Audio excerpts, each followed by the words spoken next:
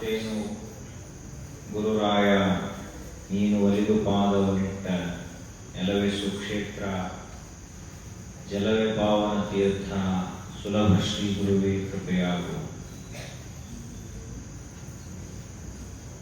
ವಿಶ್ವಗುರು ಭಕ್ತಿ ಭಾಂಡಾರಿ ಬಸವಣ್ಣನವರ ದಿವ್ಯ ಚೇತನಕ್ಕೆ ಭಕ್ತಿಯ ಶರಣಾರ್ಥಿಗಳನ್ನು ಸಮರ್ಪಿಸಿ 12ನೇ ಶತಮಾನದಲ್ಲಿ ಆಗಿ ಹೋದ ಎಲ್ಲ ಶಿವಶರಣರ ದಿವ್ಯ ಚೇತನಕ್ಕೆ ಭಕ್ತಿಯಿಂದ ಹಣ್ಣೆಳೆದು ಸುಕ್ಷೇತ್ರ ಬೇಳೂರಿನ ಅಧಿದೈವ, ಗ್ರಾಮದೈವ, ಭಕ್ತರ ಇಷ್ಟಾರ್ಥಗಳನ್ನು ಪೂರೈಸುವಂತಹ ಕಾಮಧೇನು ಕಲ್ಪವೃಕ್ಷ ಸ್ವರೂಪವಾಗಿರುವ ಮಹಾಕಾಲನಿಗೂ ಕಾಲನಾಗಿರುವ ಕಾಲಭೈರವೇಶ್ವರನ ದಿವ್ಯ ಅಡಿದಾವರಗಳಿಗೆ ಭಕ್ತಿಯ ನಮನಗಳನ್ನು ಸಲ್ಲಿಸಿ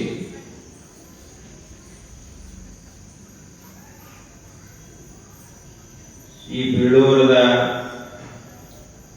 ಆಧ್ಯಾತ್ಮಿಕ ಶಕ್ತಿ, ನಮ್ಮೆಲ್ಲರ ಶ್ರದ್ಧಾ ಜಾಗೃತ ಮಾಡುವಂತಹ ದಿವ್ಯ ವಿಭೂತಿ ಪುರುಷರು ಪರಮ ಪೂಜ್ಯ ಶ್ರೀಮನ್ ನಿರಂಜನ ಪ್ರಣವ ಸ್ವರೂಪಿ ರಾಜಯೋಗಿ ಗುರುಬಸವ ಮಹಾಶಿವಯೋಗಿಗಳವರ ದಿವ್ಯ ಸನ್ನಿಧಿಗೆ ಹಣಮೆಳೆದು ಪರಮ ಪೂಜ್ಯ ಶ್ರೀಮನ್ ನಿರಂಜನ ಪ್ರಣವ ಸ್ವರೂಪಿ ಚನ್ನಬಸವ ಮಹಾಶಿವಯೋಗಿಗಳವರ ದಿವ್ಯ ಚೇತನಕ್ಕೆ ಭಕ್ತಿಯಿಂದ ನಮನಗಳನ್ನು ಸಲ್ಲಿಸಿ ಈ ಒಂದು ಶ್ರಾವಣ ಮಾಸದ ಪರಮ ಪವಿತ್ರವಾದ ಆಧ್ಯಾತ್ಮಿಕ ವೇದಿಕೆಯ ದಿವ್ಯ ಸಾನ್ನಿಧ್ಯ ವಹಿಸಿರುವ ಪೂಜ್ಯದ್ವಯರಿಗೂ ಪ್ರಣಾಮಗಳನ್ನು ಸಲ್ಲಿಸಿ ತಮ್ಮ ಗಾನಗಂಧರ್ವ ಕಂಚಿನ ಕಂಠದ ಮೂಲಕ ಸಂಗೀತದ ರಸವನ್ನು ಉಣಬಡಿಸ್ತಾ ಇರುವಂತಹ ಮಹಾಪ್ರತಿಭಾಶಾಲಿಗಳು ಕವಿಪುಂಗವರಾದ ಶ್ರೀಯುತ ಸಿದ್ಧಾರೂಢ ಹೊರಳಿಯವರಲ್ಲಿಯೂ ಹಾಗೂ ಪಾಟೀಲ್ ಅವರಲ್ಲಿಯೂ ಕೂಡ ನಮನಗಳನ್ನು ಸಲ್ಲಿಸಿ ಶ್ರದ್ಧೆಯಿಂದ ಆಗಮಿಸಿದ ಎಲ್ಲ ಶರಣೆಯರ ಬಳಗಕ್ಕೆ ಭಕ್ತಿಪೂರ್ವಕವಾದ ಶರಣಾರ್ಥಿಗಳು.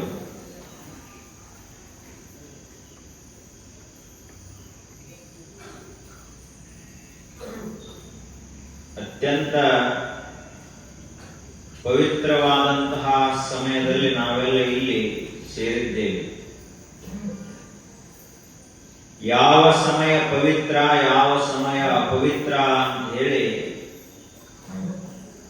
ನಾವು ಮಾಡುವ ಕೆಲಸದ ಮೇಲಿನಿಂದ ನಿರ್ಧಾರಿತ ಆಗುತ್ತೆ. ಈ ಸಮಯದಲ್ಲಿ ನಾವು ಏನ್ ಮಾಡ್ತೇವಲ್ಲ,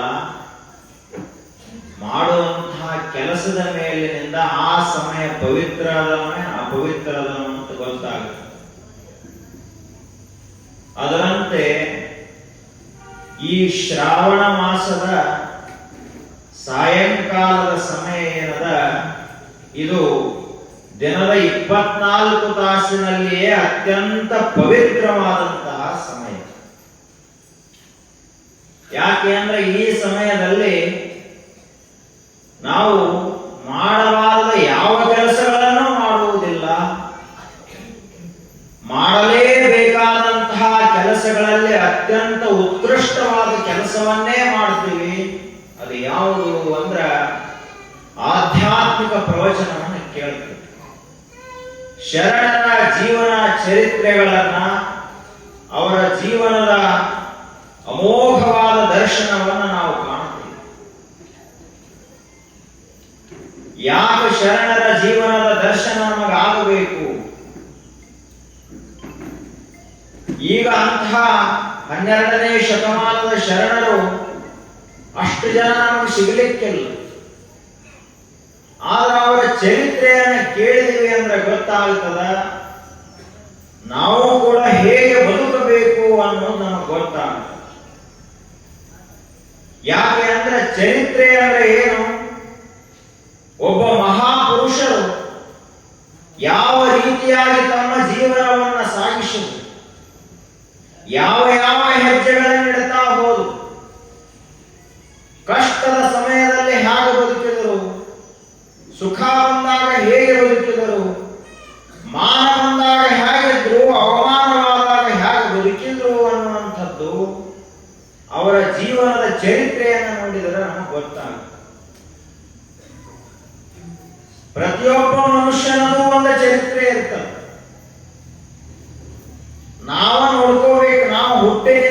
ಇಲ್ಲಿಯವರೆಗೆ ಏನೇನ್ ಮಾಡ್ಕೋತ ಬಂದಿದ್ದೇವೆ ಅಂತ ಹೇಳಿ ಒಂದು ಕ್ಷಣ ಕಣ್ಣು ಮುಚ್ಚಿ ಧ್ಯಾನಸ್ಥರಾಗಿ ನಾವು ಕುಳಿತೀವಿ ಅಂದ್ರೆ ಗೊತ್ತಾಗ್ತದ ನಮ್ಮ ಚರಿತ್ರೆ ಏನ ಆಗ್ಯದ ಅಂತ ಹೇಳಿ ನಮಗ ಗೊತ್ತಾಗುತ್ತೆ.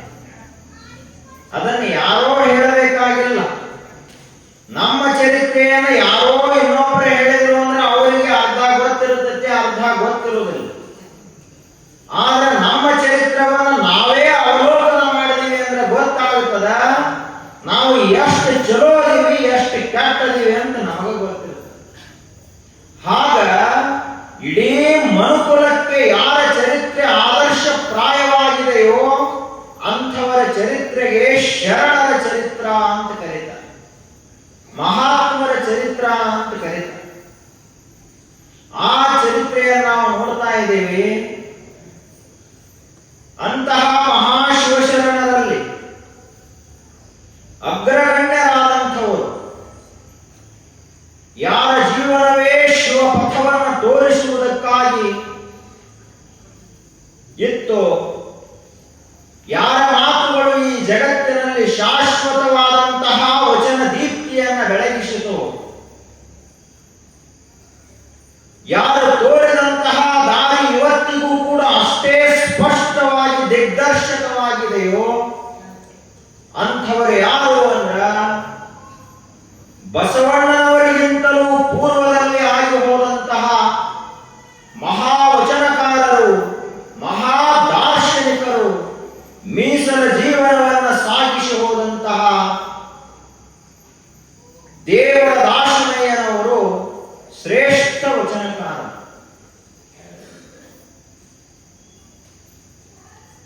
ಪ್ರತಿಯೊಬ್ಬ ಮನುಷ್ಯ ಯಾವ ರೀತಿಯಾಗಿ ಬದುಕ್ತಾನ ಅಂದ್ರ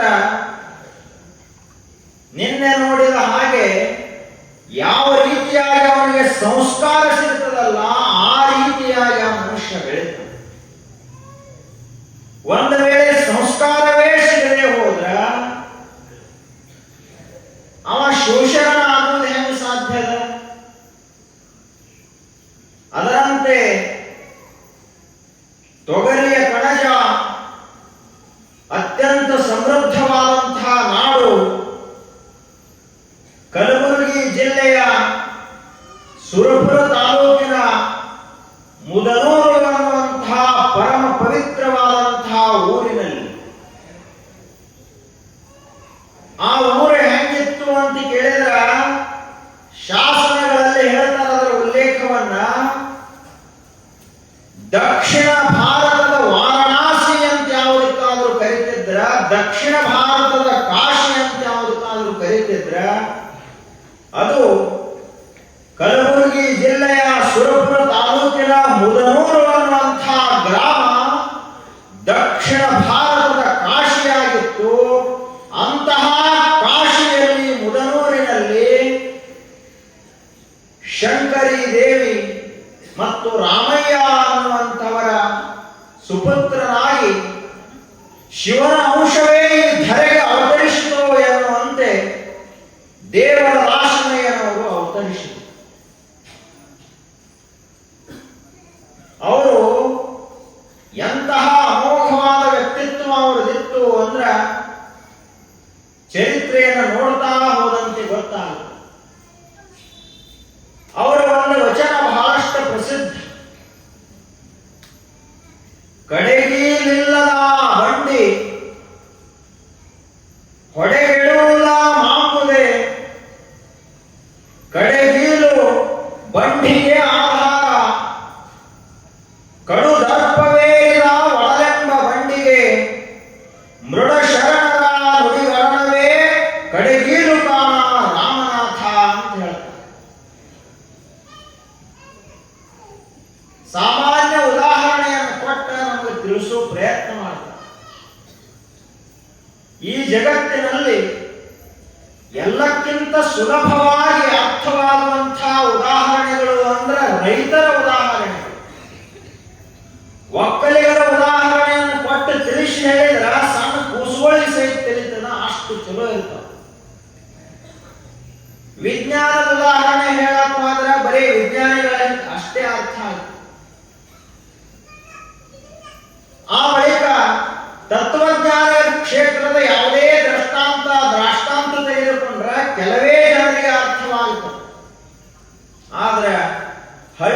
ಬದುಕತಕ್ಕಂತಹ ರೈತರ ಉದಾಹರಣೆಗಳನ್ನು ಕೊಟ್ರ ಸರ್ವರಿಗೂ ತಿಳಿತು.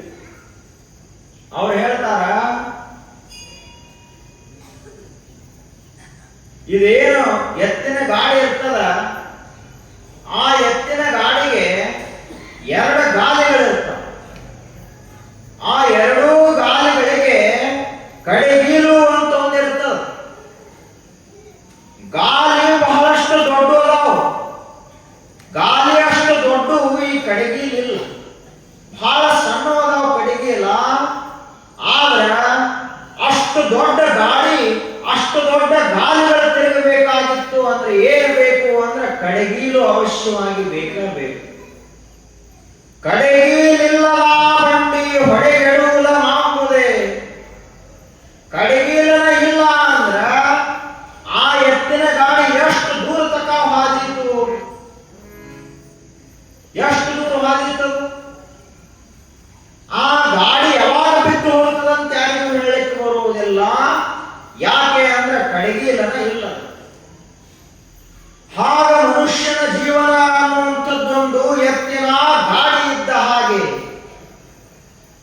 ಈ ಜೀವನದಲ್ಲಿ 2 ದೊಡ್ಡ ಗಾಲಿಗಳ ಮನುಷ್ಯನ ಜೀವನದಲ್ಲಿ. ಅವು 2 ದೊಡ್ಡ ಗಾಲಿಗಳು ಯಾವುವು ಅಂದ್ರ, ಒಂದು ಹಗಲ, ಇನ್ನೊಂದು ರಾತ್ರಿ. ನಾವು ಜೀವನವನ್ನು ಹೆಂಗ್ ಕಳಿತೀವಿ ಅಂದ್ರೆ ಹಗಲ ರಾತ್ರಿ, ಹಗಲ ರಾತ್ರಿ, ಬೆಳಕು ಕತ್ತಲೆ ಅನ್ನುವ ರೀತಿಯಲ್ಲಿ ಕಳಿತೀವಿ. ಹಗಲಿನಲ್ಲಿ ನಾವು ತಪ್ಪು ಮಾಡಲಿಕ್ಕೆ ಕಾರಣ ಏನು ಅಂದ್ರ, ಹಗಲಿಗೆ ಒಂದು ಕಡೆಗೀಲು ಅಂತ ನಾವು ಹಾಕಿಲ್ಲ, ಅದಕ್ಕಾಗಿ ಹಗಲಿನಲ್ಲಿ ತಪ್ಪು ಮಾಡ್ತೀವಿ. ಇನ್ನು ರಾತ್ರಿಯಲ್ಲಿ ಕೆಲವೊಂದಿಷ್ಟು ಜನ ತಪ್ಪು ಮಾಡ್ತಾರ. ಯಾಕೆ ಅಂದ್ರೆ ಅವರು ಇನ್ನೊಂದು ರಾತ್ರಿ ಅನ್ನುವಂಥ ಕಡೆಗೀಲಿಗೆ, ಒಂದು ಆ ಗಾಲಿಗೆ ಕಡೆಗೀಲು ಹಾಕಿಲ್ಲ. ನಾವೆಲ್ಲ ತಪ್ಪು ಮಾಡುವುದು ಏನು ಅಂತ ಕೇಳಿದ್ರ, ಮುಂಜಾನೆಯಿಂದ ರಾತ್ರಿ ಮಲಗುವವರೆಗೆ ಎಷ್ಟೋ ತಪ್ಪುಗಳನ್ನು ಮಾಡ್ತೀವಿ, ಸುಳ್ಳು ಹೇಳ್ತೀವಿ, ಕೆಟ್ಟ ಕೆಲಸಗಳನ್ನು ಮಾಡ್ತೀವಿ. ಹಾಗ ಮಾಡಬಾರದಾಗಿತ್ತು ಅಂದ್ರೆ ನಮ್ಮನ್ನ ರಕ್ಷಣೆ ಮಾಡುವಂಥವು ಯಾವುವು ಅಂತ ಕೇಳಿದ್ರೆ 2 ಕಡೆಗೀಲುಗಳು. ಕಡುದರ್ಪವೇರಿದ ಒಳರೆಂಬ ಬಂಡಿಗೆ. ಮನುಷ್ಯ ಅಂದ್ರೆ ಸಾಮಾನ್ಯ ಅಲ್ಲ, ಇವನ ಒಳಗ ಎಷ್ಟ ಹೊಲಸದ ಅಂತ ಅವ್ರು ಹೇಳ್ತಾ ಇದ್ದ. ಕಡು ದರ್ಪವೇರಿದ ಒಡಲೆಂಬ ಬಂಡಿಗೆ. ಮನುಷ್ಯ ಎಷ್ಟು ಸ್ವಕ್ಕಿನವದಾನ ಅಂತ ಹೇಳ್ತಾ ಇದ್ದಾರೆ ಇಲ್ಲಿ ದಾಸಿಮಾರಿ. ಮಹಾತ್ಮರಿಗೆ ತಲೆಬಾಗುವುದಿಲ್ಲ ಅಂದ ಬಳಿಕ ಇವನ ಬಂಡಿ ಎಷ್ಟು ಕಡು ದರ್ಪವೇರಿರಬಾರದು, ಎಷ್ಟು ಸ್ವಕ್ಕು ಬಂದಿರಬಾರದು. ಬಸವಾದಿ ಶಿವಶರಣರನ್ನು ನೆನೆಸುವುದೇ ಇಲ್ಲ, ಮರ್ತ ಬಿಟ್ಟಾನ ಅಂತಂದ್ರ ಪ್ರಪಂಚ ಎಷ್ಟು ರುಚಿಯಾಗಿರಬಾರದು, ಅಧ್ಯಾತ್ಮ ಎಷ್ಟು ಕಹಿಯಾಗಿರಬಾರದು ಅಂತ ವಿಚಾರ ಮಾಡಬೇಕು. ಅದಕ್ಕೆ ಹೇಳ್ತಾರ ಅವರು, ಕಡುದರ್ಪ ವೇದ ಒಡಲೆಂಬ ಬಂಡಿಗೆ ಮೃಡ ಶರಣರ ನುಡಿಗಳವೇ ಕಡೆಗೀಲು ಕಾಣ ರಾಮನಾಥ. ನಮ್ಮ ಜೀವನಕ್ಕ ಯಾವುದು ಕಡೆಗೀಲು ಅಂತ ಹೇಳಿದ್ರ, ಮಹಾತ್ಮರು ಏನು ಮಾತುಗಳನ್ನು ಹೇಳಿದ್ರಲ್ಲ, ತಿಳಿದಂತವರು, ಗುರುಗಳು, ಬಲ್ಲವರು, ಮಹಾತ್ಮರು ಏನು ಹೇಳಿದ್ರಲ್ಲ, ಆ ಮಾತುಗಳೇ ನಮ್ಮ ಜೀವನದ ಬಂಡಿಯನ್ನು ದಂಡಿಗೆ ಹೋಗಿ ಮುಟ್ಟಿಸ್ತಾವ. ಉಳಿದದ್ದು ಯಾವ ಅಲ್ಲ. ನಾವು ತಿಳ್ಕೊಂಡಿರ್ಬೋದು, ಏನಾದ್ರೂ ಈ ಪ್ರಾಪಂಚಿಕ ಮಾತುಗಳು ನಮ್ಮನ್ನು ಓದ ದಂಡೆ ಮುಟ್ಟಿಸ್ತಾವಂತ ನಾವು ತಿಳ್ಕೊಂಡಿರಬಹುದು. ಅವು ಯಾವ ದಂಡೆಗೆ ಹಚ್ಚುವುದಿಲ್ಲ. ಬಸವಣ್ಣನವರು ಹೇಳಿದಂತಹ ವಚನಗಳು, ಗುರು ಬಸವೇಶ್ವರರು ಹಾಡಿದಂತಹ ಆ ಮಹಾಮಂತ್ರದ ಮಾತುಗಳು, ಚನ್ನ ಬಸವಣ್ಣನವರು ಆಡಿ ಹೋದಂತಹ ಮಾತುಗಳು, ಶಿವಯೋಗಿಗಳು ಆಡಿದಂತಹ ಮಹಾ ನುಡಿಮುತ್ತುಗಳು, ಅವು ನಮ್ಮ ಜೀವನವನ್ನು ಓದ ಕೈವಲ್ಯ ಧಾಮದತ್ತ ಓದಿ ನಿಲ್ಲಿಸ್ತವ, ಲಿಂಗಾಂಗ ಸಾಮರಸ್ಯವನ್ನು ಉಂಟು ಮಾಡ್ತಾವ. ಅದಕ್ಕ ರಾಶಿಮಾರ್ಯರು ಹೇಳ್ತಾರ, ಹಿಂಗಿರಿಪ ನಿಮ್ಮ ಜೀವನದಲ್ಲಿ ಎಲ್ಲಾ ಮರೆತು ಹಾಲು ಚಿಂತಿಲ್ಲ, ಆದ್ರೆ ಮಹಾತ್ಮರ ಮಾತುಗಳು ಮರೆಯಬಾರದು ಅಂತ ಹೇಳ್ತಾರೆ. ಅದಕ್ಕೆ ಅವರು ಆ ಮುದನೂರಿನಲ್ಲಿ ಹುಟ್ಟಿದ್ರು. ಹುಟ್ಟಿದ ಬಳಿಕ ಸಂಸ್ಕಾರ ಚಲೋ ಇತ್ತು, ಮನೆಯಲ್ಲಿ ದಿನಂಪ್ರತಿಯಾಗಿ ಶಿವಮಯವಾದ ವಾತಾವರಣ ಇತ್ತು. ಬೆಳೀತಾ ಬೆಳೀತಾ ಹೋದ್ರು. ಆ ಊರಿನಲ್ಲಿ ಎಷ್ಟು ಶಿಕ್ಷಣ ಇತ್ತು ಅದನ್ನೆಲ್ಲ ಕಲಿತು. ಆದ್ರ ಅವರಿಗೊಂದು ಉತ್ಕಟವಾದಂತಹ ಬಯಕೆ ಇತ್ತು. ಯಾವ ಬಯಕೆ ಅಂದ್ರ ನಾನು ಇನ್ನೂ ದೊಡ್ಡವನಾಗಬೇಕು, ಇನ್ನೂ ಹೆಚ್ಚಿಗೆ ತಿಳ್ಕೋಬೇಕು. ಎಷ್ಟು ದೊಡ್ಡವನಾಗಬೇಕು ಅಂದ್ರ ಬರೇ ಮನುಷ್ಯನಾಗಿ ಹುಟ್ಟಿ ಮನುಷ್ಯನಾಗಿಯೇ ಸಾಯುವುದಲ್ಲ, ಮನುಷ್ಯನಾಗಿ ಹುಟ್ಟಬೇಕು, ಆದ ಪರಮಾತ್ಮನ ಸಾಕ್ಷಾತ್ಕಾರವನ್ನು ಹೊಂದಿ ಅಮರನಾಗಬೇಕು ಅಂತ ಕನಸ್ತಾನೆ. ಹುಟ್ಟಿ ಸಾಯುವುದು ನಮ್ಮ ಕೆಲಸ ಅಲ್ಲ. ಏನೋ ಹುಟ್ಟೇದಿವಿ ಆದ್ರ ಸಾಯಲಾರದಂತಹ ಸ್ಥಿತಿಯನ್ನು ಪಡೆಯುವುದೇ ಮನುಷ್ಯ ಜನ್ಮದ ಉದ್ದೇಶ ಅಂತ ತಿಳ್ಕೊಂಡು. ಅದಕ್ಕ ಅಕ್ಕ ಮಹಾದೇವಿಯವರು ಒಂದು ವಚನದಲ್ಲಿ ಹೇಳ್ತಾರೆ, ಹುಟ್ಟಿದರೆ ಸಾಯದಿರ ವಿದ್ಯೆಯನ್ನು ಕಲಿಯುವುದು ಉತ್ತಮ. ಮನುಷ್ಯರಾಗಿ ಹುಟ್ಟಿದೀವಿ, ಇನ್ನು ಕಲಿಬೇಕಾದದ್ದೇನಿಲ್ಲ. ರೊಕ್ಕ ಹೆಂಗ ಗಳಿಸಬೇಕು ಅಂತ ಸ್ವಲ್ಪ ಕಲಿಬಾರದು ಅಂತಲ್ಲ. ಯಾರ ಜೊತೆಗೆ ಹೆಂಗ ಮಾತಾಡಬೇಕು ಅನ್ನುವಂತಹ ವ್ಯಾವಹಾರಿಕ ಕಲೆಯನ್ನು ಕಲಿಬಾರದು ಅಂತಲ್ಲ.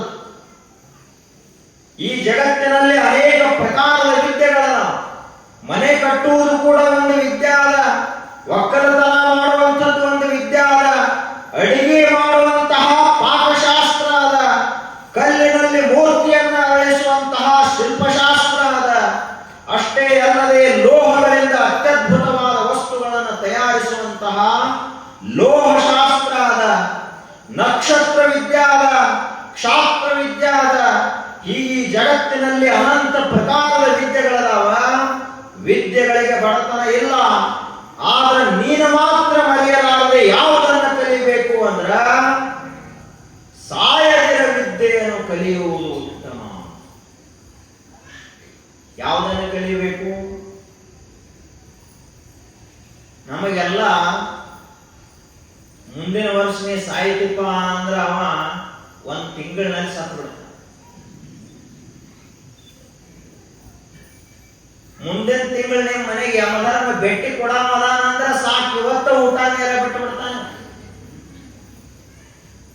ನಮಗ ಅಷ್ಟ ಭಯ ಅದ. ಯಾಕೆ ಭಯ ಅದ ಅಂತ ಕೇಳಿದ್ರ ಸಾಯಲಾರದೊಂದು ವಿದ್ಯೆ ಅದ ಅಂತ ನಮಗ್ ಗೊತ್ತಿಲ್ಲ. ಆ ವಿದ್ಯೆಗೆ ಏನಂತ ಕರೀತಾರ? ಅಮೃತ ವಿದ್ಯಾ ಅಂತ ಕರೀತಾರ. ಮೃತ ಅಂದ್ರ ಸಾವು, ಸತ್ತವ. ಅಮೃತ ಅಂದ್ರ ಸಾಯದೇ ಇರುವಂತಹ ವಸ್ತು.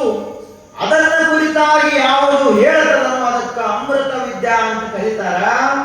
ಆ ವಿದ್ಯೆಯನ್ನು ಕಲಿಬೇಕು ಅಂತ ಹೇಳಿ ದಾಸಮಯ್ಯನವರು ಬಯಸಿದರು. ಬಯಸಿ ಯಾವ ಕಡೆಗೆ ಹೊರಟರು ಅಂದ್ರ ಇಡೀ ದಕ್ಷಿಣ ಭಾರತದಲ್ಲಿ ಅತ್ಯಂತ ಪರಮ ಪವಿತ್ರವಾದಂತಹ ಸುಕ್ಷೇತ್ರ ಅಂದ್ರೆ ಅದು ಶ್ರೀಶೈಲದ ಮಲ್ಲಿಕಾರ್ಜುನ ಜ್ಯೋತಿರ್ಲಿಂಗ. ಅಲ್ಲಿಗೆ ಹೋದ್ರೆ ನನಗೆ ಏನಾದರೂ ಅಂತರಂಗದಲ್ಲಿ ಬೆಳಕು ಬಿದ್ದಿತ್ತು ಅಂತ ತಿಳ್ಕೊಂಡು ದಾಸಮಯ್ಯನವರು ಸಣ್ಣ ವಯಸ್ಸಿನಲ್ಲೇ ಮನೆಮಾರುಗಳನ್ನು ಬಿಟ್ಟು ಶ್ರೀಶೈಲಕ್ಕೆ ಹೋದರು. ಯಾವುದರ ಸಲುವಾಗಿ ಹೋದವರು? ನಾವೆಲ್ಲರೂ ಶ್ರೀಶೈಲಕ್ಕೆ ಹೋಗ್ತೇವೆ, ಬೇರೆ ಬೇರೆ ಕ್ಷೇತ್ರಗಳಿಗೆ ಹೋಗ್ತೇವೆ. ಎದಕ್ಕೆ ಹೋಗ್ತೇವೆ? ಕಾಶಿ ಹೋಗ್ತಾರ ಎಲ್ಲರೂ, ಬನಾರಸ್ ಸೀರೆ ಬಹಳ ಚಲೋ ಅದಾವ ಅಂತೇಳಿ ಅದಂತಲ್ಲ ಕಾಶಿ ಹೋಗ್ತಾರೆ. ಯಾಕೆ ಇಲ್ಲಿ ಬಿಡುವಾಗ ಸಿಗುದಿಲ್ಲ. ಇಲ್ಲೇ ಅಥಣ್ಯಾಗ, ಜತ್ಯಾಗ, ಸಾಂಗಲಾಗ ಎಷ್ಟು ಬೇಕು ಟ್ರಕ್ ಗಟ್ಲೆ ಸಿಗ್ತಾವ. ಇದಂತಲ್ಲ ಇವರು ಅಲ್ಲಿಗೆ ಹೋದ್ರು. ಆ ಬಳಿಕ ಇವರು ಮತ್ತೆ ಬೇರೆ ಬೇರೆ ವಸ್ತುಗಳನ್ನು ತರುವ ಸಲುವಾಗಿ ಎಲ್ಲೆಲ್ಲೇ ಹೋದ್ರು. ದೇವರನ್ನ ಭೇಟಿ ಮಾಡಿಸುವಂತಹ ಒಬ್ಬ ಗುರು ಸಿಗ್ತಾನಂತ ನಾವು ಹುಡುಕಾಡೋ ಪ್ರಯತ್ನ ಮಾಡಿರಲ್ಲ ಜೀವನದಲ್ಲಿ. ಆದ್ರೆ ದಾಸಮಯ್ಯನವರು ಶ್ರೀಶೈಲಕ್ಕೆ ಯಾಕೆ ಹೋದ್ರು ಅಂತ ಕೇಳಿದ್ರ ನನಗೊಬ್ಬರು ಗುರುಗಳು ಸಿಗಬೇಕು, ಮಲ್ಲಿ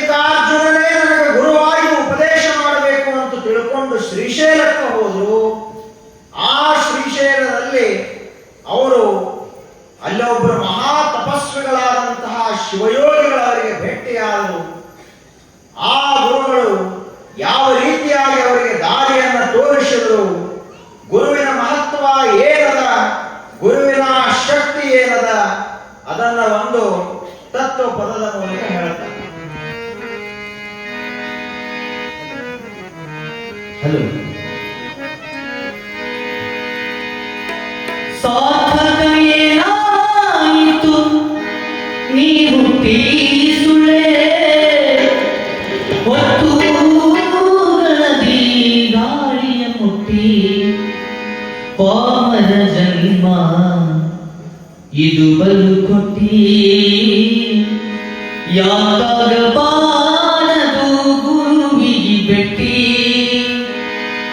ಸಾರ್ಥಕ ಏನಾಯಿತು ನೀವು ತೀಸುಳೆ ಹೊತ್ತು ಗಣದಿ ಗಾಳಿಯ ಮುಟ್ಟಿ ಪಾಮರ ಜನ್ಮ ಇದು ಬಲು ಕೊಟ್ಟಿ ಪಾಮರ ಜನ್ಮ ಇದು ಬಲು ಕೊಟ್ಟಿ ಯಾಕಾಗಬಾರದು ಗುರುವಿಗೆ ಬೆಟ್ಟಿ ಯಾಕಾಗಬಾರದು ಗುರುವಿಗೆ ಬೆಟ್ಟಿ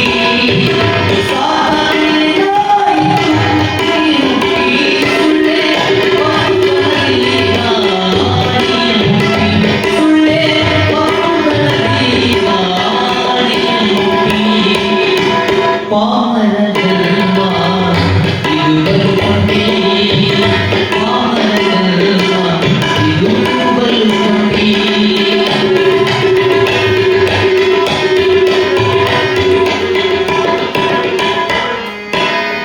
ರೊಕ್ಕ ಇಲ್ಲದೆ ಸುಳ್ಳೆ ಕಟ್ಟಿಬೀಡಿ ಗೋಜಿನೊಳಗೆ ಬಿಡಿ ಪರಾಗಿ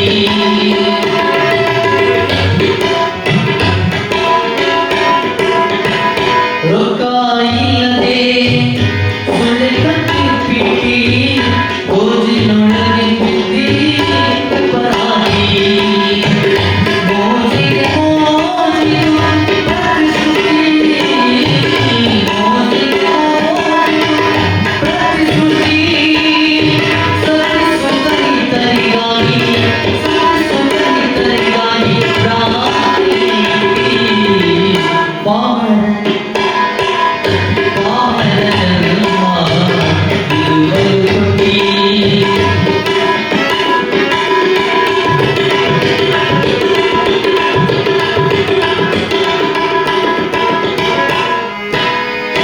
ಎಂಟು ಮಂದಿಯ ಸ್ನೇಹ ಕಟ್ಟಿ ಒಳ್ಳೆ ಬಂಟನ ಅಹಂಕಾರ ತೊಟ್ಟಿ ಎಂಟು ಮಂದಿಯ ಸ್ನೇಹ ಕಟ್ಟಿ ಒಳ್ಳೆ ಬಂಟನಾಗಿ ಅಹಂಕಾರ ತೊಟ್ಟಿ ಆರು ಮಂದಿ ಕೂಡ ಅನುಗಟ್ಟಿ ಆರು ಮಂದಿ ಕೂಡ ಅನುಗಟ್ಟಿ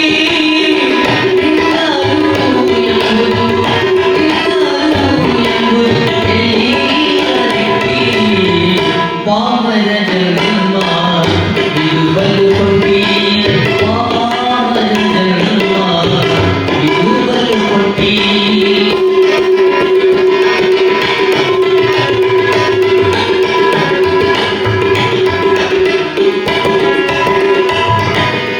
ಸ್ಥಿರವಿಲ್ಲದ ನೀ ಮನೆ ಕಟ್ಟಿ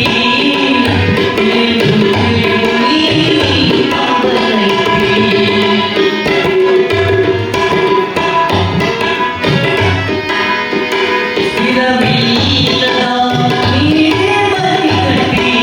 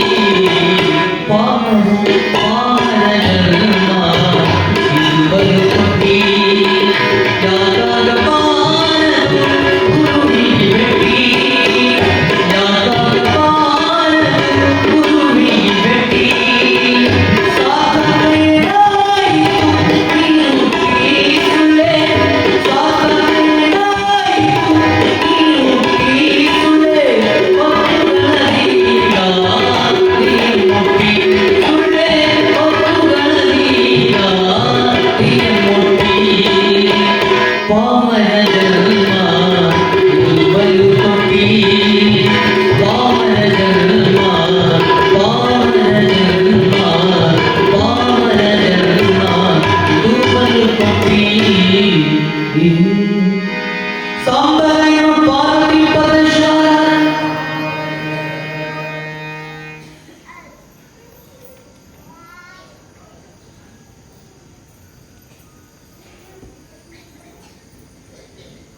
ಗುರುಗಳ ಅತ್ಯದ್ಭುತವಾದಂತಹ ಮಹಿಮೆಯನ್ನು ನಾವೆಲ್ಲ ತಿಳ್ಕೊಂಡಿರಬೇಕು.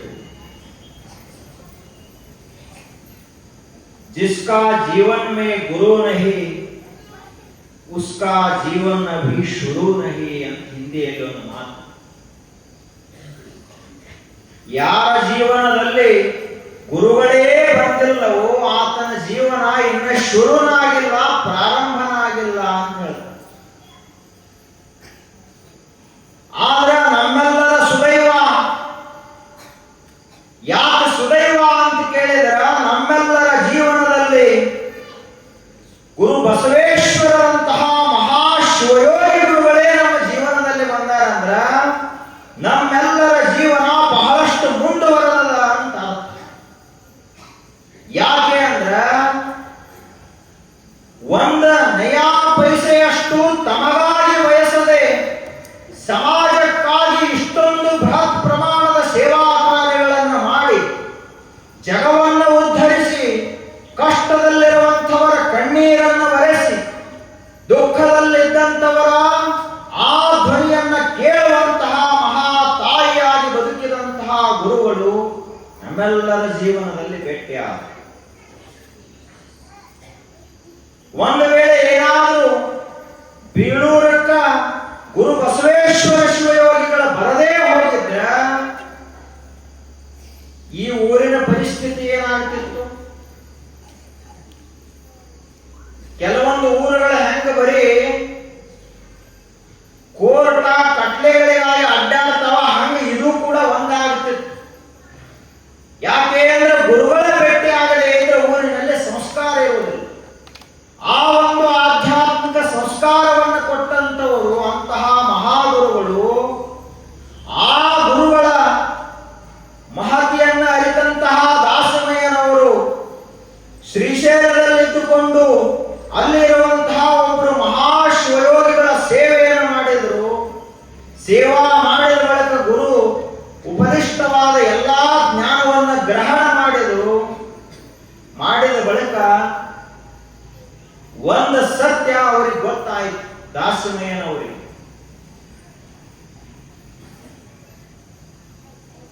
ಅದನ್ನು ತಮ್ಮ ವಚನದಲ್ಲಿ ಹೇಳ್ತಾರೆ. ಗುರು ಚರಣದ ಮೇಲೆ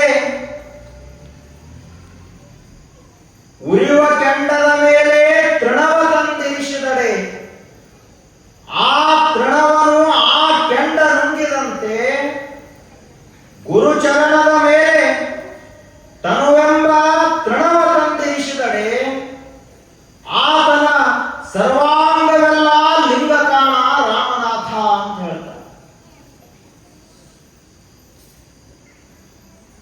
ಎಲ್ಲರಿಗೂ ತಿಳಿಯುವಂತಹ ಉದಾಹರಣೆ. ಪ್ರಜ್ವಲಿಸಿ ಉರಿಯುವಂತಹ, ಧಗಧಗಿಸಿ ಉರಿಯುವಂತಹ ಬೆಂಕಿ ಕೆಂಡ ಅದ ಅಂದ್ರ ಅದರ ಮ್ಯಾಲ ಒಂದು ಹುಲ್ಲು ಕಡ್ಡಿಯನ್ನು ನಾವು ತಂದಿಟ್ಟಿವಿ ಅಂದ್ರೆ ಕ್ಷಣ ಮಾತ್ರದಲ್ಲಿ ಅದು ಕೂಡ ಬೆಂಕಿಯಾಗಿ ಪರಿವರ್ತನೆ ಆಗುತ್ತೆ. ಎಂತಹ ಕಟ್ಟಿಗೆಯನ್ನು ತಂದ ಬೆಂಕಿ ಮೇಲಿಟ್ಟರು ಕೂಡ ಅದು ಕೂಡ ಬೆಂಕಿನ ಆಗ್ತದೆ ಸ್ವಲ್ಪ ಸಮಯದಲ್ಲಿ. ಹಂಗ ಗುರು ಚರಣದ ಮೇಲೆ ತನುವೆಂಬ ತೃಣವ ತಂದಿರಿಸಿದಡೆ ಆತನ ಸರ್ವಾಂಗವೆಲ್ಲ ಲಿಂಗಕಾಣ ರಾಮನಾಥ. ನಾವೇನು ಮಾಡಬೇಕಾಗಿಲ್ಲ, ಬರೀ ಗುರುಗಳಿಗೆ ನಮಸ್ಕಾರ ಮಾಡಿದ್ರೆ ಸಾಕು, ನಮ್ಮಲ್ಲಿರುವಂತಹ ಕಾಮ ಕ್ರೋಧಾದಿಗಳ ಶಾಂತವಾಗ್ತವ. ಒಳಗಿರುವಂತಹ ಶಿವ ಚೈತನ್ಯದ ಬೆಳಕು ಪ್ರಕಾಶಮಾನವಾಗಿ ಬೆಳಗುತ್ತದೆ. ಅದಕ್ಕಾಗಿ ಏನ್ ಮಾಡ್ಬೇಕು? ನಾವು ನಮಸ್ಕಾರ ಮಾಡುವುದನ್ನು ಕಲಿಬೇಕು. ಆದ್ರೆ ನಾವೇನ್ ಮಾಡ್ತೀವಿ? ಗುರುಗಳಿಗೆ ನಮಸ್ಕಾರ ಮಾಡ್ಲಿ ಅಥವಾ ಬಿಡ್ಲಿ ನಡೀತದೆ. ಪ್ರಪಂಚದಲ್ಲಿ ಹೆಂಗಿರ್ತದ ಅಂದ್ರ ಹಳೆಯ ದೇವರ ಮನೆಗೆ ಬಂದ ಅಂದ್ರೆ ಮೊದಲು ಮಾವನಿಗೆ ನಮಸ್ಕಾರ ಮಾಡಬೇಕು. ಮಾವನ ದೇವ ದೇವರ. ಆ ಬಳಿಕ ಇವ ಮಾವಂದರ ಹಣೆವರ ಕಾಯಂ ನಮಸ್ಕಾರ ಮಾಡಿಸ್ಕೊಳ್ಳೋದು ಇಲ್ಲಲ್ಲ. ಇವ ಮಾವ ಆಗುವುದಕ್ಕಿಂತಲೂ ಮೊದಲ ಕನ್ಯಾದಾನ ಮಾಡುವಾಗ ಹಳೆಯ ದೇವರು ಅಂತ ತಿಳ್ಕೊಂಡು ಅವನ ಪಾದ ಪೂಜೆ ಇವ ಮಾಡಬೇಕಾಗುತ್ತೆ.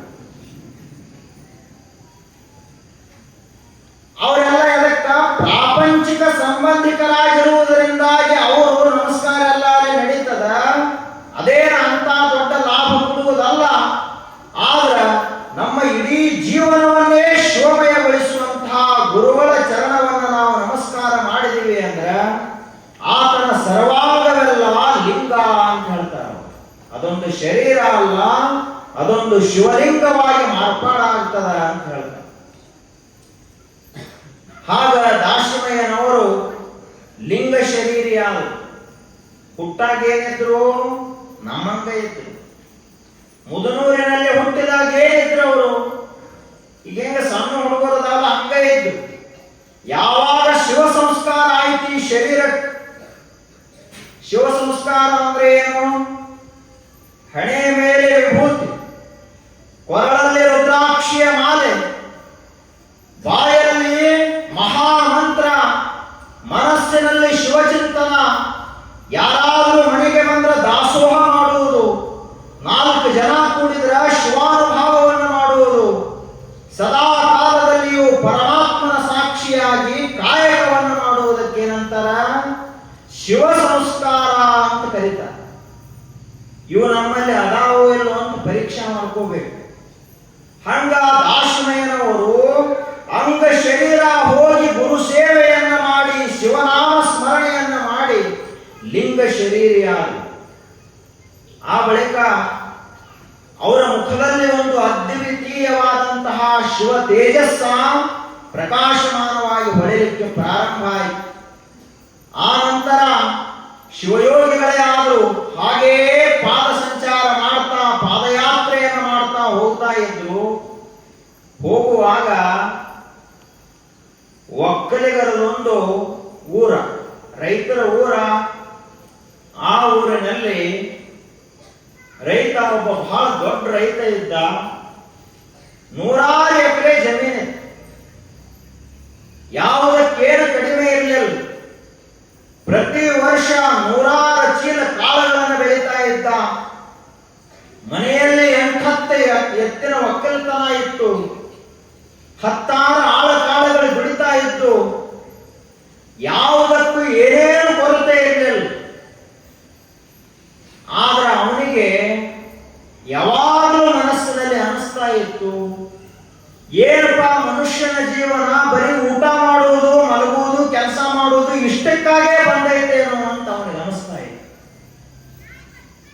ಅವಾಗ ಒಂದು ದಿನ ಹೀಗೆ ಊರಾಗ ಮಾದ ಹೋಗುವುದರೊಳಗಾಗಿ ಒಂದು ಆಲದ ಕಟ್ಟೆ ಕೆಳಗಡೆ ಯಾರು ಕುಳಿತಿದ್ರು ಅಂದ್ರ ಮಹಾಶಿವಯೋಗಿಗಳಾದಂತಹ ದೇವರ ದಾಶಿಮಯ್ಯನವರು ಕುಳಿತಿದ್ರು.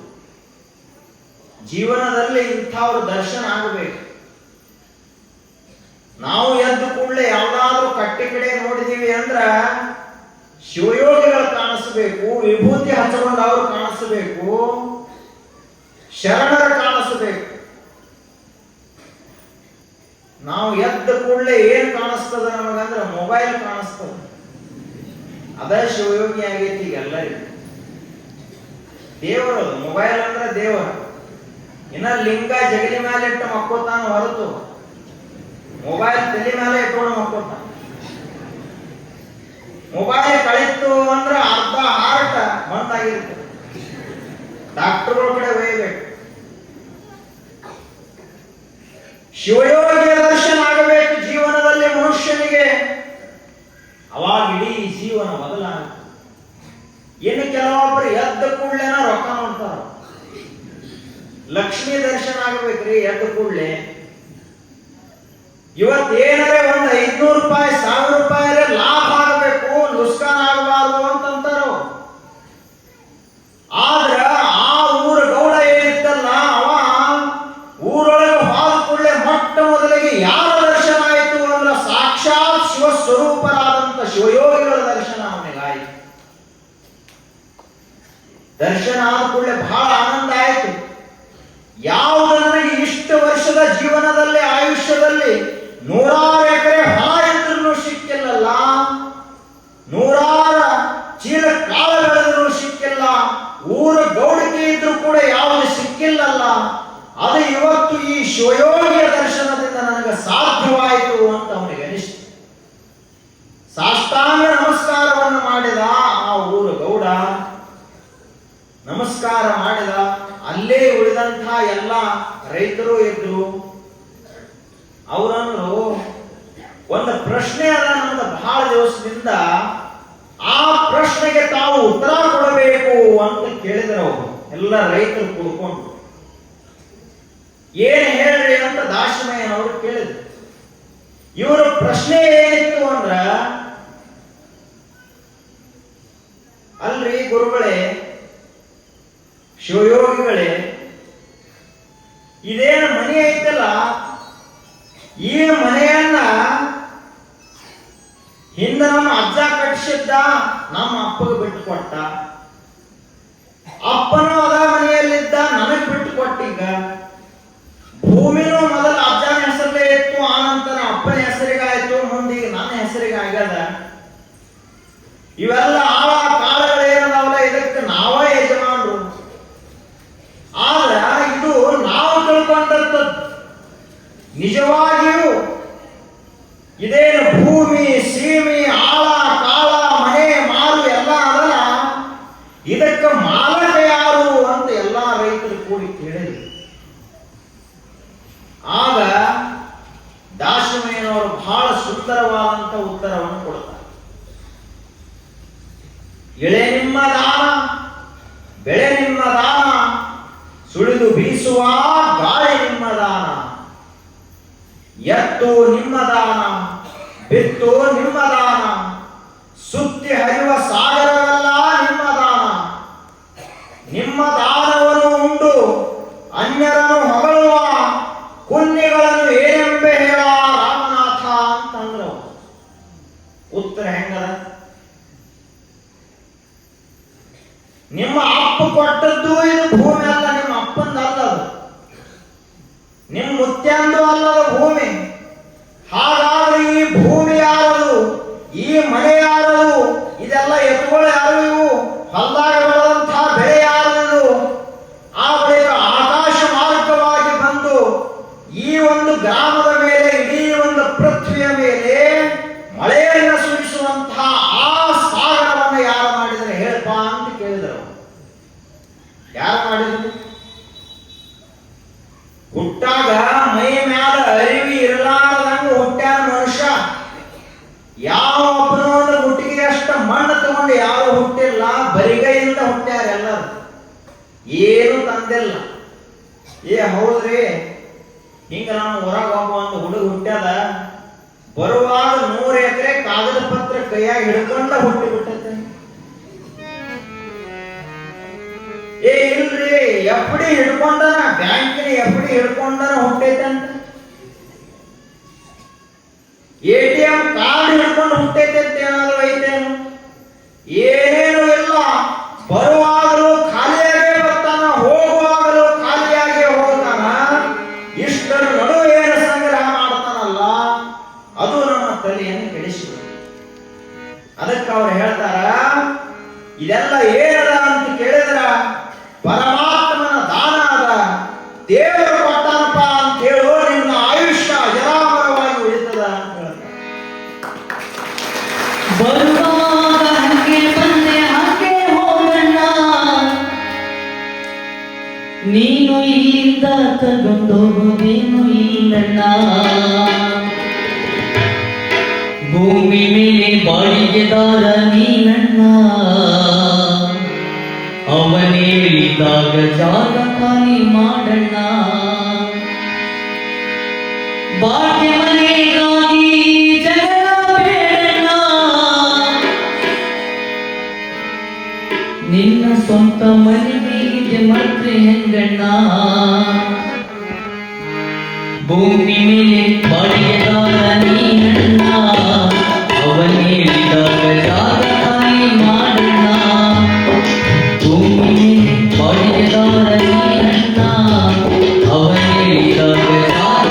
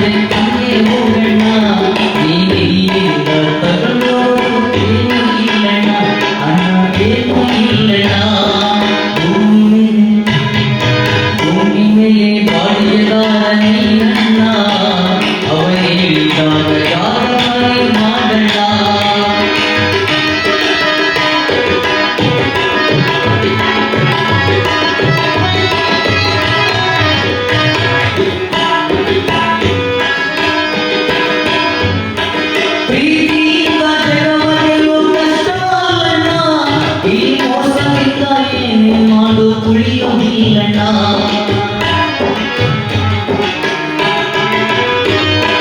ಪ್ರೀತಿಯಿಂದ ಜಗವ ಗೆಲ್ಲೋ ಕಷ್ಟ ಅಣ್ಣ ಈ ಮೋಸದಿಂದ ಏನೇ ಮಾಡು ಉಳಿಯುವುದಿಲ್ಲಣ್ಣ ಆಸ್ತಿಗಾಗಿ ಪ್ರೀತಿಯ ಕೊಲ್ಲದಾರಣ್ಣ ಆಸ್ತಿಗಾಗಿ ಪ್ರೀತಿಯ ಕೊಲ್ಲದಾರಣ್ಣ ಪ್ರೀತಿಗಿಂತ ಮಿಗಿಲಾದ ಆಸ್ತಿ ಇಲ್ಲಣ್ಣ ಅಣ್ಣ ಪ್ರೀತಿಗಿಂತ ಮಿಗಿಲಾದ ಆಸ್ತಿ ಇಲ್ಲಣ್ಣ ಭೂಮಿಯೇ ಬಾಡಿಗೆದಾರ ನೀನಣ್ಣ ಅವನೇ ಇದ್ದಾಗ ಜಾಗರಣೆ ಮಾಡಣ್ಣ ಭಾಗ್ಯವನೆಗಾಗಿ ಜಗ ಬೇಡ ಭಾಗ್ಯವನೆಗಾಗಿ ಜಗ ಬೇಡ ನಿನ್ನ ಸ್ವಂತ ಮನೆಯಿದೆ ಮತ್ತೆ ಎಂದ್ರಣ್ಣ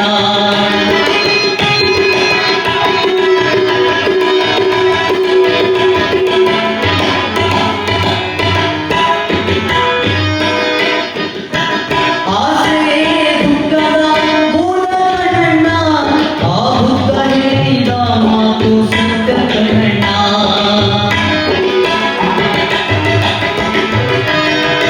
ಆಸೆ ದುಃಖದ ಮೂಲ ಕಣ್ಣಣ್ಣ ಆ ಬುದ್ಧ ಹೇಳಿದ ಮಾತು ಸತ್ಯ ಕಣ್ಣಣ್ಣ ಸೂತ್ರಧಾರ ಮೇಲುಂಟು ಸತ್ಯ ಹೇಳಣ್ಣ ಸೂತ್ರಧಾರ ಮೇಲುಂಟು ಸತ್ಯ ಹೇಳಣ್ಣ ಸತ್ಯ ಹೇಳು ಮನುಷ್ಯನಿಗೆ ಸಾವೇ ಇಲ್ಲಣ್ಣ ಅಣ್ಣ ಸತ್ಯ ಹೇಳು ಮನುಷ್ಯನಿಗೆ ಸಾವೇ ಇಲ್ಲಣ್ಣ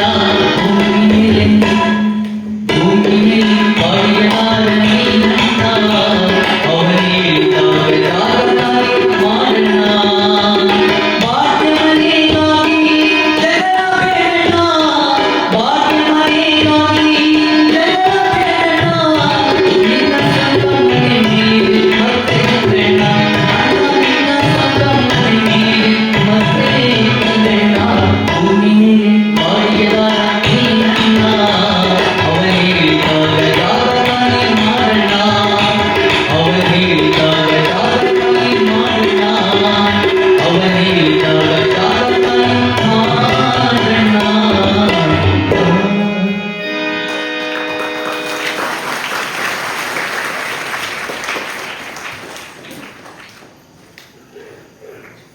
ಜಗತ್ತು ಪರಮಾತ್ಮನ ದಾನ, ದೇವರ ಸೃಷ್ಟಿ. ಇದೆಲ್ಲ ಭೂಮಿ ಸೀಮೆ ಈ ನಿಸರ್ಗ ಈ ಜಗತ್ತನ್ನೆಲ್ಲ ದಾನ ಮಾಡಿದಂಥವ ಯಾರು ಅಂದ್ರೆ ಪರಮಾತ್ಮ. ಆದ್ರ ನಮ್ಮ ತಿಳುವಳಿಕೆ ಏನಿರ್ತದಂದ್ರ ಮನೆ ಯಾರು ಕಟ್ಟಿಸಿದ್ರು, ನಾನ ಕಟ್ಟಿಸೇನ್ರಿ ಅಂತಂತ. ಇದು ಹೊಲ ಎಲ್ಲ ಯಾರು ಮಾಡಿದಾರ, ನಾನ ಮಾಡಿದವ. ಮೊದಲೇನಿತ್ರಿ, ನಾವು ಬ್ಯಾರೆ ಆಗೋ ಕಾಲಕ್ಕೆ ಅರ್ಧ ಎಕರೆ ಹೊಲ ಬಂದಿತ್ತು, ಬರೀ ಅರ್ಧ ಎಕರೆ. ಈಗ ಎಷ್ಟಾಗ್ಯದ ಅಂದ್ರೆ 20 ಎಕರೆ ಮಾಡೇನಿ, ನಾ ಬೆವರು ಸುರಿಸಿ ದುಡ್ದಾನೆ ಅಂತ ಅಂತಾನ. ಮತ್ತೆ ಇವ್ರಿಗೇನು ಬರ್ತದ್ರಿ, ಮಕ್ಕಳಿಗೆ ಎಲ್ಲ ನಾ ದುಡ್ದಾನೆ ಅಂತ ಆಗೈತಿ ಅಂತ ಅಂತಿರ್ತಾರೆ. ಆದ್ರ ಆ ಅಜ್ಜಗ್ ಗೊತ್ತಿಲ್ಲ ಕಲ್ಲು ತಯಾರು ಮಾಡಿದವ ಯಾರು ಅಂತ ಅಜ್ಜಗ್ ಗೊತ್ತಿಲ್ಲ.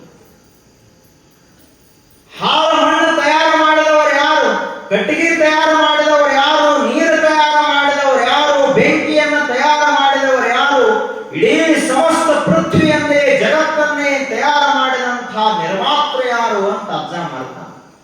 ಅದಕ್ಕೆ ಹಿಂಗ ಮಾತಾಡ್ತಾನೆ. ಹಿಂಗ ಒಬ್ಬ ಸಾಹುಕಾರ ಇದ್ದಾವ ಒಂದು ಊರಾಗ. ಸಾಹುಕಾರಗಳು ಹೆಂಗಾಗಿರ್ತಾರ, ಎಲ್ಲೋ ಕೆಲವೊಂದಿಷ್ಟು ಸಾಹುಕಾರಗಳು ದಾನ ಧರ್ಮ ಮಾಡಿ ಸಾಹುಕಾರ ಆಗಿರ್ತಾರ. ಬಹಳ ಮಂದಿ ಸಾಹುಕಾರಗಳು ಬಹಳ ಜಿಪುಣ ಇರ್ತಾರ, ಬಹಳ ಬಿಗಿ ಕೈ. ಅವರು ತಪ್ಪಿ ಸಮೇತವಾಗಿ ಒಂದು ಪೈಸಾ ಕೆಳಗೆ ಬಿಡೋದಿಲ್ಲ, ಅಷ್ಟು ಜಿಪುಣ ಇರ್ತಾರ. ಅಂಥ ಒಬ್ಬ ಜಿಪುಣ ಸಾಹುಕಾರ ಇದ್ದ ಒಂದು ಊರೊಳಗೆ. ವಯಸ್ಸು ಎಷ್ಟಾಗಿತ್ತು ಅಂದ್ರೆ 70 ವರ್ಷ ಆಗಿತ್ತು. ತಪ್ಪಿ ಸಮೇತ ಯಾರಿಗೂ ಮುಸ್ರಿ ಕೈಯಿಂದ ಕಾಗಿ ಸಹಿತ ಹೊಡೆದಿದ್ದಲ್ಲಿ, ಅಷ್ಟು ಜಿಪುಣ. ಊಟ ಮಾಡಾಗಿ ಏನಾದ್ರೂ ಮುಸ್ರಿ ಕೈಯಿಂದ ಹೊಡತ್ತೆ ಅಂದ್ರೆ 2 ಅಗಳ ತಿಂದು ಹೋತಂದ್ರೆ ಏನ್ ಮಾಡೋದು? ಕೆಲವೊಂದು ಮಂದಿಗೆ ದಾನ ಮಾಡಿದ್ರೆ ನಿತ್ಯ ಹತ್ತುವುದಿಲ್ಲ. ಆ ಬಳಿಕ ಅಂಥ ಜಿಪುಣಿದ್ದ ಆಕಸ್ಮಿಕವಾಗಿ ಅವನ ಜೀವನದಲ್ಲಿ ಒಂದು ಘಟನಾ ಘಟಿಸಿತು. ಏನು ಅಂದ್ರ, ನಾವೆಲ್ಲ ಹೋಗುವಂತದ್ದ ಅಂತಿಮ ನೆಲೆ ಯಾವುದು ಅಂದ್ರೆ ಯಮಧರ್ಮನ ಕಡೆಗೆ ಹೋಗಬೇಕು.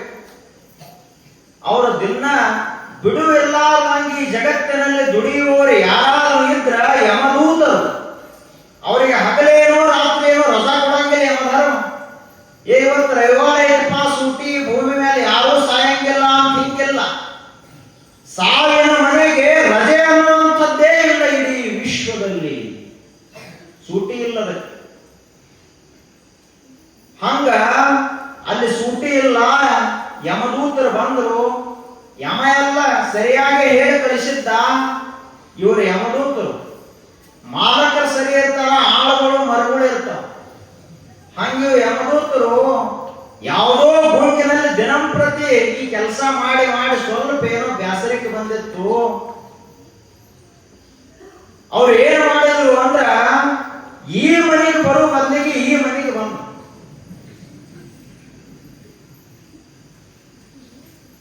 ನಿಮ್ಮ ಮನೆಗೆ ಅಕಸ್ಮಾತ್ ತಪ್ಪಿ ಬಂದ್ರ, ವಿಳಾಸ ತಪ್ಪೈತ್ರಿ, ಅದು ಮುಂದಿನ ಮನೆಗೆ ಹೋಗ್ರಿ ಅಂತಂತೆ.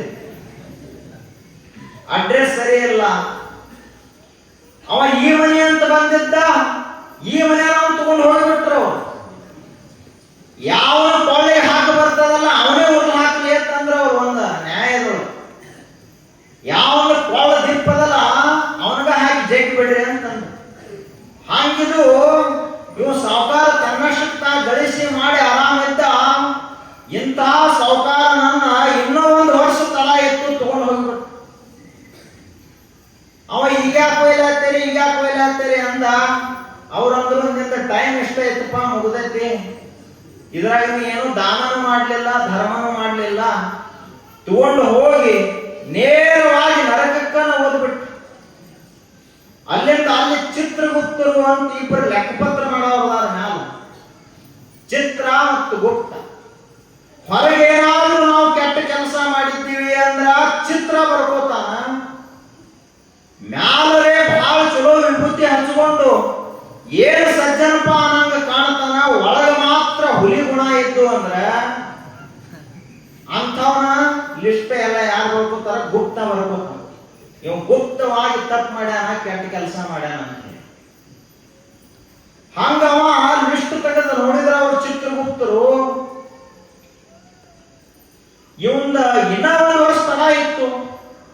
ನೀವು ತಪ್ಪಿ ಕರ್ಕೊಂಡು ಬಂದರಪ್ಪ, ಇವನ ಬ್ಯಾರೆ ತರಬೇಕಾಗಿತ್ತು, ಮಗ್ರ ಮನೆ ಅಂತ ಹೇಳಿದ್ವಿ ನಾವು, ಇವನ್ಯಾಕ ಕರ್ಕೊಂಡು ಬಂದರಿ ಅಂತಂದ್ರು ಅವ್ರು ಚಿತ್ರಗುಪ್ತರು. ಇವರು ಯಮದೂತರಂದ್ರು, ಆಯ್ತು ಮತ್ತೆ ಹಂಗಿತ್ತಂದ್ರೆ ಇವನು ಓದ್ ಬಿಟ್ಟು ಅವನು ತಗೊಂಡ್ಬರ್ತೀವಿ ಅಂತಂದ್ರು. ಆಯ್ತು ಮತ್ತು ತಗೊಂಡು ಬಂದ್ರು. ಇಷ್ಟೆಲ್ಲ ಆಗುವುದರೊಳಗಾಗಿ 15 ನಿಮಿಷದ ಸಮಯ ಆಗಿ ಹೋಗಿತ್ತು. ಅಷ್ಟರೊಳಗೆ ಇಲ್ಲಿ ಏನಾಗಿತ್ತು ಅಂದ್ರೆ, ಭೂಲೋಕದಲ್ಲಿ ಉಸಿರು ಹೋಗುದು ಅಷ್ಟ ನೋಡ್ತಿರ್ತೈತ್ರಿ ಮಂದಿ. ಯಾಕಿಲ್ಲ ಜಗತ್ನ್ಯಾಗ ದುಡ್ಡು ದಾರಿ ಬಿಡಿಸೈತಿ ಅಂತ ಭಜನಾ ಪದ ಹಚ್ಚೇ ಬಿಡ್ತಾರ. ಎಷ್ಟು ದಿನ ಇಲ್ಲೇ ಇರತಿ. ಅವು ಭಜನಾ ಬಹಳ ಚಂದ ಹಾಡ್ಯಾರ. ಅವು ಚಲೋ, ಅವ್ ಸತ್ತಾಗ ಹಚ್ಚು ಭಜನಾ ಬೇರೆನೇ ಅದಾವು. ಅವಟ್ ತರ್ತಾರ, ಓಂ ನಮ ಶಿವಾಯ ಗಾಡಿ ಹಚ್ತಾರ. ಏನು ಕೆಲವೊಂದು ಊರೊಳಗ ಪೆಂಡಾಲ್ ಹೊಡೆದ್ರು, ಎಲ್ಲ ಮಾಡಿದ್ರು. ಇಷ್ಟೆಲ್ಲ ಮಾಡಿ ಸ್ನಾನ ಮಾಡಿಸ್ರಿಪ್ಪ, ಕೊನೆ ಸ್ನಾನ ಮಾಡಿಸ್ರಿ ಅಂತ ಸ್ನಾನಕ್ಕೆ ತಗೊಂಡು ಹೋದ್ರು. ಸ್ನಾನ ಮಾಡಿಸಿ ತಂದ ಸರಿಯಾಗಿ ಕೂಡಿಸಿ ಪಟಕಾಲು ಸುತ್ತಿ ಮಾಡಿ ಚಲೋ ಕುಡಿಸಿದ್ರು ಮಧ್ಯಾಹ್ನ. ಆ ಬಳಿಕ ಇಷ್ಟೆಲ್ಲ ಆಯ್ತು. ಎಲ್ಲಾ ಕಡೆ ಫೋನು ಮಾಡಿದ್ರು, ಎಲ್ಲ ವಾಟ್ಸಪ್ ಫೇಸ್ಬುಕ್ ಎಲ್ಲಾ ಕಡೆ ಮೆಸೇಜ್ ಹೋಯ್ತು. ಹಿಂಗ ಸಾವುಕಾರ ವಾದತ್ತ ಎಲ್ಲಾ ಕಡೆ ವಾದ ಇದ್ದ ತರನೇ ಯಾರು ವಾದ. ಅಲ್ಲಿಂದ ಇಷ್ಟೆಲ್ಲ ಆಯ್ತು. ಎಂದು ಅಳ್ಳಾರ್ದ ಮಂದಿ ಸಹಿತ ನಾಟಕ ಮಾಡಿ ಅಳಬೇಕಲ್ಲ. ಈ ಗಣಮಕ್ಕಳಿಗೆ ಬಿಡ್ರಿ, ಗಣಮಕ್ಕಳದ ಏನ್ ಸಮಸ್ಯೆ ಇಲ್ಲ ಅಳು ವಿಷಯದಾಗ. ಅವ್ರೇನ ಗಣಮಕ್ಕಳು ಬಿಡ್ರಿ, ಅವ್ರಿಗೆ ಅಳೋದು ಬರುದಿಲ್ಲ, ಬಹಳ ಗಟ್ಟಿ ಹೃದಯ ಇರ್ತದ. ಕಣ್ಣಾಗ ನೀರು ಬಂದದ್ದ ನೋಡಿಲ್ರಿ ಇವ್ರಿಗೆ ಅಂತಾರ. ಹೆಣ್ಮಕ್ಕಳು ಒಂದು ವೇಳೆ ಅಳದೇ ಇದ್ರ ಏನ್ ತಿಳ್ಕೊತಾರ ಅಂದ್ರ ಕಾಳಜಿನೇ ಇಲ್ರಿ ಇವರು, ಹಿಂಗಾಗಿ ಮುದುಕನ ಕೊಂದು ಹೋಗೋದ್ರು ಅಂತ. ಎಂತ ಚಲೋ ಇತ್ರಿ ಮುತ್ಯ, ದಿನ ಆಲದ ಕಟ್ಟಿಗೆ ಬಂದು ಎಷ್ಟು ಚಲೋ ಮಾತು ಹೇಳ್ತಿದ್ದ. ನಮ್ಮ ಸಹಿತ ಹೊಟ್ಟೆನ ಹಾಲು ಕರಗ್ತಿತ್ತು ರೀ, ಇವ್ರಿಗೇನಾಗೈತೆ ನೋಡ್ರಿ ಅಂತಂತಾರ.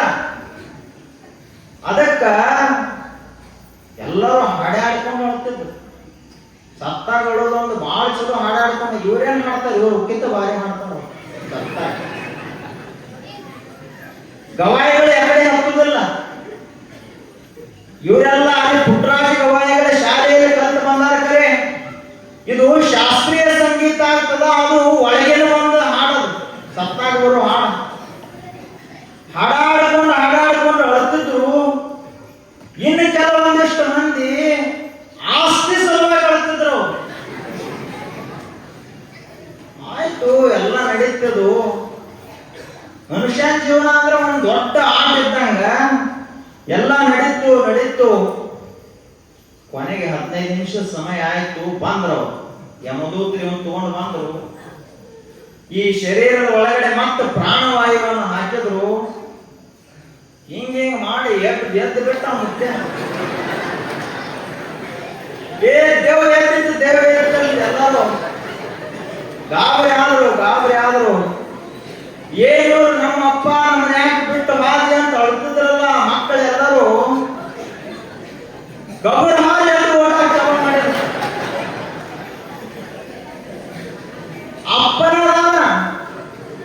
ಅಪ್ಪ ಎಂದರೆ ಮಕ್ಕಳಿಗೆ ಏನಾದ್ರು ಮಾಡ್ತಾನೇನೋ.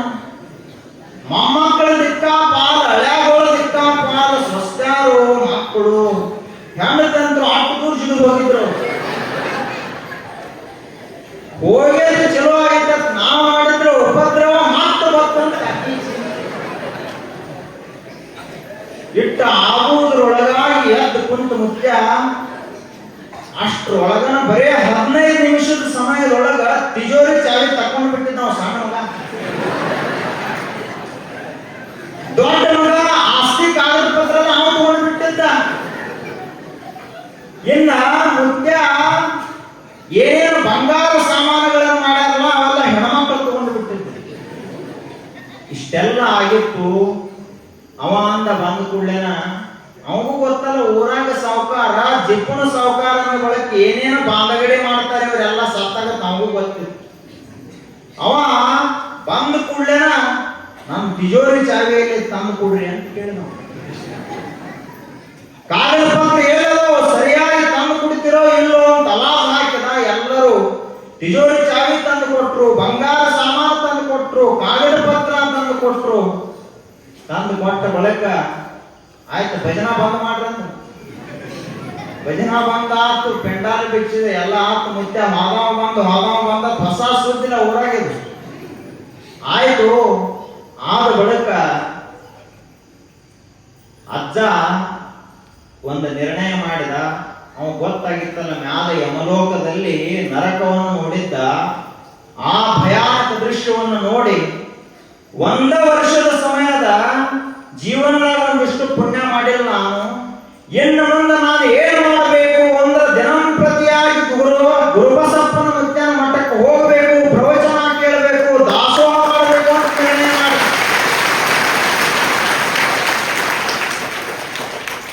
ಇಟ್ಟು ದಿವಸ ಒಟ್ಟ ಮಠದ ಕಡೆ ಹೆಜ್ಜೆನ ಬಂದಿದ್ದಿಲ್ಲವು. ಆದ್ರೆ ಈದೇನು ಪ್ರಸಂಗ ನೋಡಿದಲ್ಲ ಈ ಕಡೆ ಬರ್ಲಾಕ್ ಚಾಲೂ ಮಾಡಿ ಅಲ್ಲಿಂದ ದಾನ ಮಾಡಿದ, ಧರ್ಮ ಮಾಡಿದ. ದಿನಂಪ್ರತಿ ಸಾಧು ಸಂತರು, ದೀನರು, ದಲಿತರು, ಬಡವರು, ಅನಾಥರು ಇವರೆಲ್ಲರಿಗೆ ಕರ್ದ ಉಳಿಸಿದ, ಕರ್ದ ದಾನ ಮಾಡಿದ. ಏನೇನು ಚಲೋ ಕೆಲಸ ಮಾಡ್ಲಕ್ ಸಾಧ್ಯ ಐತಲ್ಲ 1 ವರ್ಷದಲ್ಲಿ ಎಲ್ಲಾ ಚಲೋ ಕೆಲಸ ಮಾಡಿದ. ಆ ಬಳಿಕ ಕೊಟ್ಟ ಕೊನೆಗೆ ಇನ್ನೊಂದು ಚಲೋ ದೊಡ್ಡ ಕೆಲಸ ಏನು ಮಾಡಿದ ಅಂದ್ರ 100 ಎಕರೆ ಹೊಲದೊಳಗ 90 ಎಕರೆ ಮಕ್ಕಳಿಗೆ ಪಾಲ ಮಾಡಿ ಕೊಟ್ಟ. 10 ಎಕರೆ ಹೊಲ ಏನು ಮಾಡಿದ ಅಂದ್ರ ಇದು ದಾನ ಧರ್ಮ ಮೀಸಲಾಗಿರ್ಲಿ ಅಂತ ತಿಳ್ಕೊಂಡು 10 ಎಕರೆ ಎಲ್ಲ ಏನ್ ಮಾಡಿದ ಅಂದ್ರ 10 ಪ್ರಕಾರದ ಹಣ್ಣುಗಳನ್ನು ಹಚ್ಚಿದ. ಸದಾ ಕಾಲದಲ್ಲಿಯೂ ಈ ಹೊಲಕ್ಕೆ ಯಾರು ಬರ್ತಾರಲ್ಲ ಅವರೆಲ್ಲ ಈ ಹೊಲದೊಳಗೆ ನೆರಳಲ್ಲಿ ಕುಂತ್ಕೊಂಡು ಪ್ರಸಾದ ಮಾಡಿ ಹೋಗಬೇಕು, ಬರೀ ಫಲಾಹಾರ ಸೇವನೆ ಮಾಡಿ ಹೋಗಬೇಕು ಅಂತ ಮಕ್ಕಳಿಗೆ ಹೇಳಿ. ಒಂದು ಹಣ್ಣು ಸಹಿತ ನೀವು ಹರಿಬ್ಯಾಡ್ರಿ.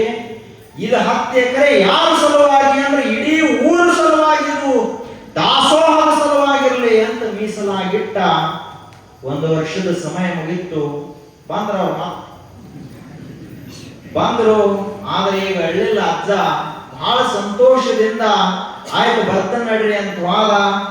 ಚಿತ್ರಗುಪ್ತರು ನೋಡಿದ್ರೆ ಮಾತ್ರ ಎಷ್ಟು ತೆಗೆದು ಆದೋರ್ ಸರಿ ನೋಡಿದ್ದೀವಿ, ಇಷ್ಟು ಪಾಪ ಮಾಡಿದ್ದೀವ, ಏನ್ ಅದರ ಬದಲಾತು ಅಂತ ನೋಡಿದ್ರು. ಎಷ್ಟು ಪುಣ್ಯ ಮಾಡ್ಯಾನಿ ಮುತ್ಯ 1 ವರ್ಷದಲ್ಲಿ. ಅದಕ್ಕೆ ಇವನನ್ನು ಏನ್ ಮಾಡಬೇಕು ಅಂದ್ರೆ ಸ್ವರ್ಗಕ್ಕೆ ಕಳಿಸ್ಬೇಕು ಅಂತ ಠರಾವ್ ಬರೆದ್ಬಿಟ್ರು. ಸ್ವರ್ಗಕ್ಕೆ ಅಜ್ಜ ಸ್ವರ್ಗದಲ್ಲಿದ್ದ ಪುಣ್ಯ ಮುಗಿಲಾಕ ಬಂತು. ಅಟ್ಟೊತ್ತಿನೊಳಗೆ 10 ಎಕರೆ ಹೊಲದಾಗ ಏನ್ ಗಿಡ ಹಚ್ಚಿದ್ಲ ಇವೆಲ್ಲ ಬೆಳೆದ ದೊಡ್ಡವಾಗಿದ್ದು. ಇಲ್ಲಿ ಗುರುಬಸಪ್ಪ ಶಿವಯೋಗಿಗಳಂತಹ ಮಹಾಶಿವಯೋಗಿಗಳು ಬಂದು 1 ಹಣ್ಣನ್ನ ತಿಂದು ಏನ್ ಆಶೀರ್ವಾದ ಮಾಡಿದ್ರು ಅಂದ್ರ, ಯಾವ ಮಹಾಪುರುಷ 10 ಎಕರೆ ಹೊಲದಲ್ಲಿ ಬೆಳೆದದ್ದೆಲ್ಲ ಮಹಾಪುರುಷರಿಗಾಗಲಿ ಊರಿನ ಜನರಿಗಾಗಲಿ ಸಮಾಜಕ್ಕಾಗಲಿ ಅಂತ ಹೇಳ್ಯಾನಲ್ಲ, ಅವನು ಸದಾ ಕಾಲದಲ್ಲಿಯೂ ಶಿವನ ಸಾನ್ನಿಧ್ಯದಲ್ಲಿ ಇರಲಿ ಅಂತ ಆಶೀರ್ವಾದ ಮಾಡಿಬಿಟ್ರು ಅಜ್ಜವರು.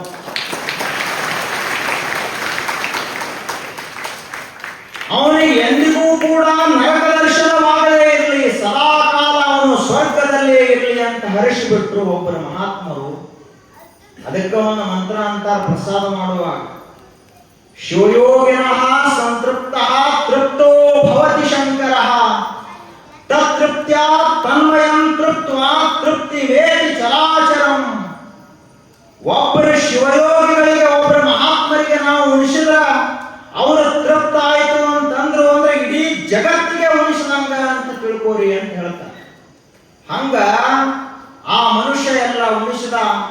ಆ ಹಣ್ಣನ್ನು ತಿಂದಂತಹ ಶಿವಯೋಗಿಗಳು ಆಶೀರ್ವಾದ ಮಾಡಿದ್ರು. ಅಜ್ಜ ಮುಕ್ತನಾಗಿ ಹೋದ. ಪ್ರವಾಸಕ್ಕೆ ಹೋಗುವುದದ, ಎಲ್ಲಿಗೆ? ಯಮಲೋಕಕ್ಕೆ ಹೋಗುವುದದ. ಯಾರೇ ಬರ್ತೀರಿ? ರಿಸರ್ವೇಶನ್ ಮಾಡಿಸ್ತಿರ್ಲ. ಕಾಶಿಗೆ ಹೋಗ್ಬೇಕು, ಅಮೆರಿಕಾಕ್ಕೆ ಹೋಗ್ಬೇಕು, flight ticket, train ticket, bus ticket. ಇದು ಯಮಧರ್ಮ ಲೋಕಕ್ಕೆ ಹೋಗುವಂಥದ್ದು ಅನ್ನದ. ಈ ಟಿಕೆಟ್ ಯಾರಿಗೂ ಸಿಗಬಾರದು. ಗುರುಬಸಪ್ಪನವರ ಶಿವಯೋಗಿಗಳ ಭಕ್ತಿಯ ಟಿಕೆಟ್ ನಮಗೆಲ್ಲರಿಗೂ ಸಿಕ್ಕು. ನಾವೆಲ್ಲರೂ ಮುಕ್ತರಾಗಿ ಹೋಗೋಣ ಅಂತ ಹೇಳ್ತಾ, ನಾಳೆ ದಿನ ಮತ್ತೆ ಈ ಚರಿತ್ರೆ ಮುಂದುವರಿತದ ಅಂತ ಹೇಳ್ತಾ ಈಗ ಮಹಾಮಂಗಳ